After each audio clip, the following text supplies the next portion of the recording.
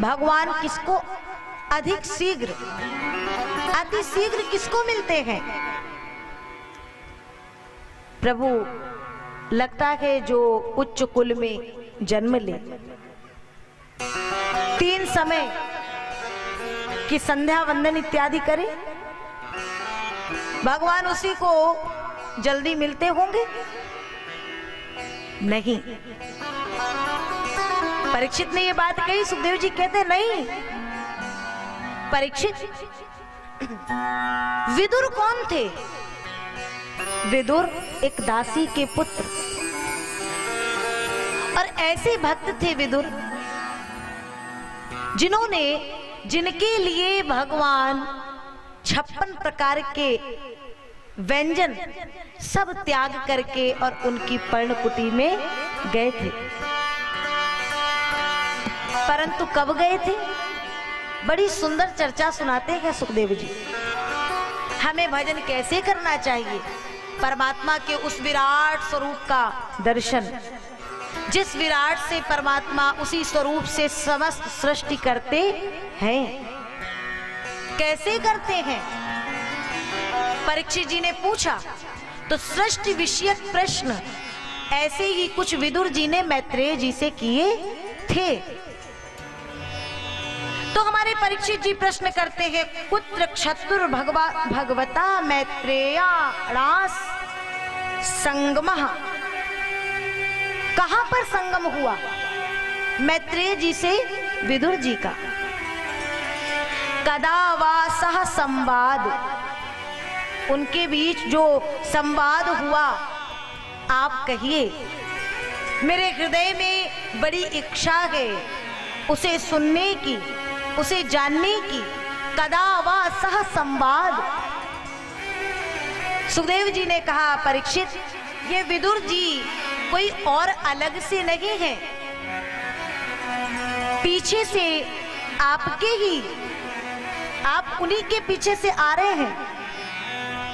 परंतु विदुर कुछ ऐसे भक्त थे जिनको दुर्योधन ने राजमहलों से निकाल दिया था।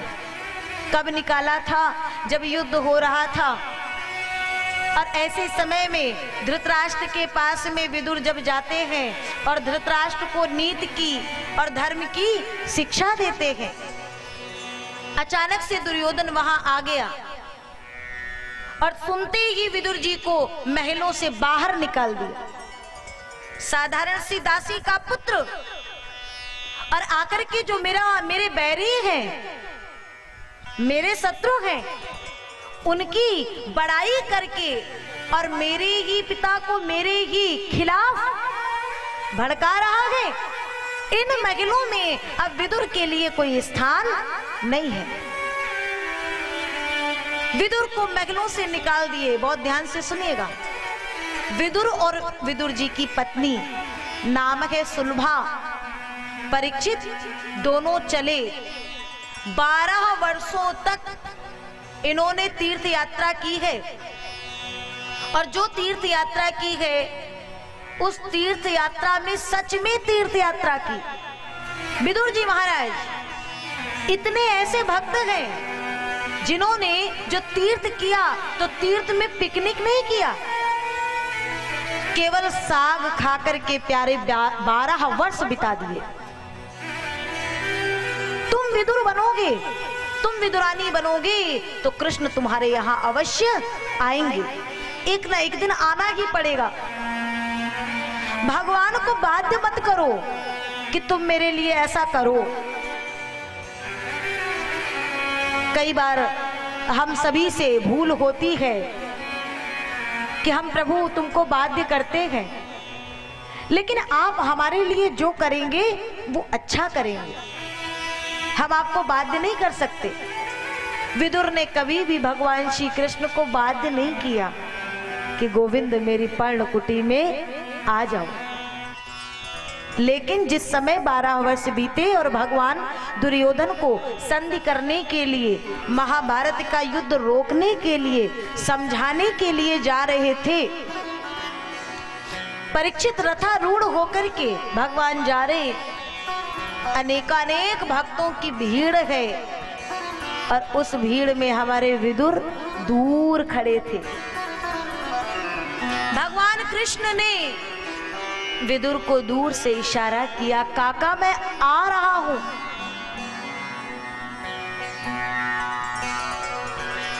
हम मनुष्यों में वो सामर्थ्य नहीं है, हम एक दूसरे के इशारों को तो समझ नहीं पाते। गोविंद तुम्हारा इशारा क्या समझेंगे,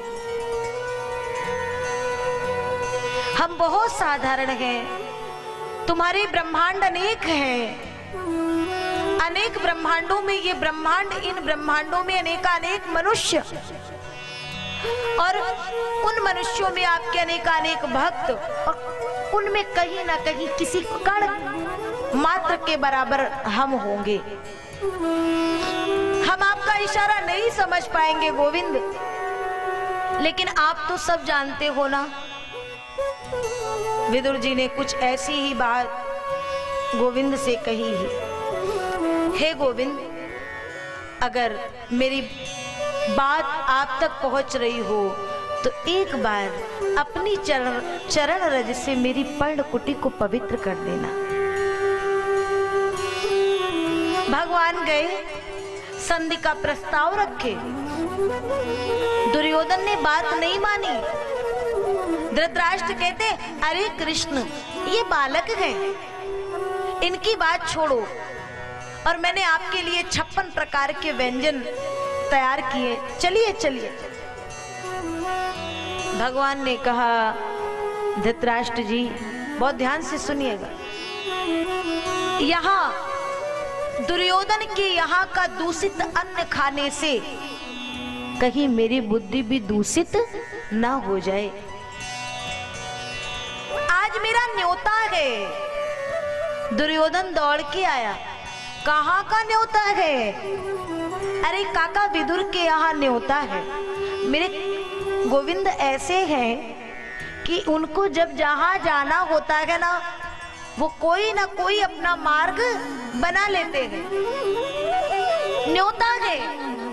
दुर्योधन ने कहा, इतनी भीड़ के बीच में ए विदुर ने ये तुम्हें न्योता कहाँ से दे दिया, निमंत्रण कहाँ से दे दिया महाराज? बोले आज का थोड़ी ही है, बहुत पुराना है। और तब संत कहते हैं, प्रबल प्रेम के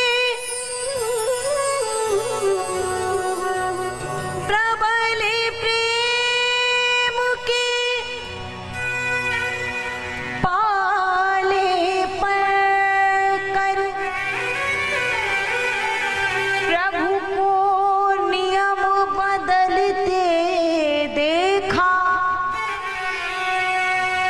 अपना मान टले टल जाए, पर भक्त का मान न टलते देखा। दुर्योधन के यहाँ का वो 56 प्रकार का व्यंजन प्रभु ने एक किनारे कर दिया और चल दिए विदुर की पर्णकुटी में। एक बार जैसे ही भगवान पहुंचे, काका जी कुटिया में नहीं हैं, द्वार पर गए, आवाज लगाए, काका विदुर, काका जी। भीतर तो कोई है नहीं, आवाज नहीं आई, लेकिन काकी भीतर है। दौड़ करके आई तो जिस गोविंद के सामने बैठी है ना, वो गोविंद आज द्वार पे खड़ा। जैसे ही आई और गोविंद को देखी तो नेत्रों से झरझर अश्रुपात हो गए। वो गोविंद, वो मूर्त साक्षात सामने विराजमान है, बावली हो गई, पागल हो गई। कृष्ण का हाथ पकड़ के लेकर के भीतर आई है, और जो भीतर आई, कहाँ बैठाऊं, कहाँ आसन दूं, कहाँ स्थान दूं, बावली सी होकर के चारों ओर देखने लगी। एक चौकी रखी है कृष्ण को बिठाने के लिए, ऐसी सुध-बुध खो बैठी कि चौकी को सीधा रखने की बजाय उल्टा रख दी। आज सुलभा के नेत्रों से झरझर आंसुओं की धार बही ना, और जो उसने चौकी को उल्टा रखा, भगवान कृष्ण के नेत्रों से भी आंसुओं की धार बह चली। उस स्नेह के समुद्र में, उस भाव समुद्र में मेरा गोविंद डूब गया।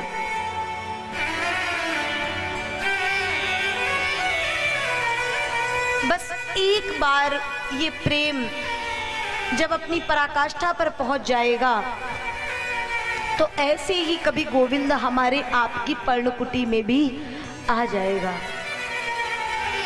भगवान उसी पर बैठे और फिर कहते हैं, काकी मुझे बड़ी जोर की भूख लगी है, मैंने कुछ नहीं पाया अभी, जल्दी कुछ लाओ ना। अब सुलभा रसोई में सूखा सूखा साग रखा है, कैसे लाए? ये तो मेवा मिष्ठान खाने वाले हैं, इनके लिए सूखा सूखा साग कैसे दूं? हाथ आगे नहीं बढ़ रहे हैं, चरण जाने के लिए आगे नहीं बढ़ रहे हैं। और कृष्ण समझ गए ये काकी सकुचा रही है। कृष्ण दौड़ करके गए और चूल्हे पर जो साग का पात्र रखा है ना, उसे उठा करके लाए और बड़े प्रेम से पाने लगे।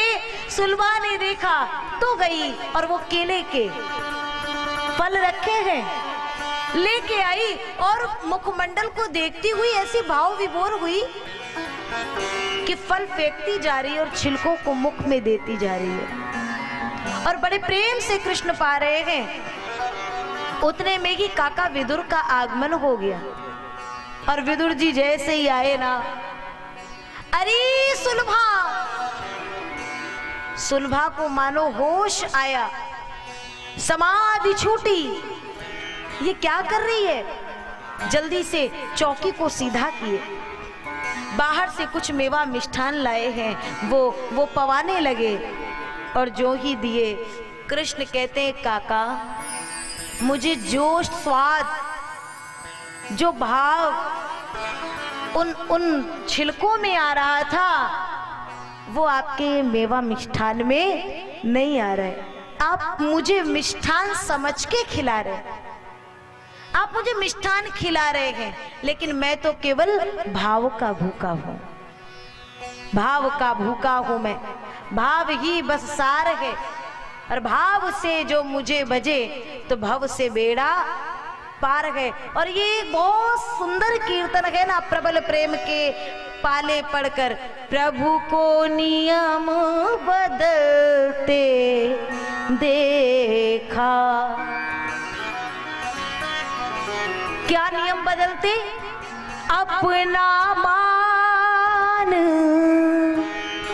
टले टल जाए पर इन भक्त का मान न टलते दे।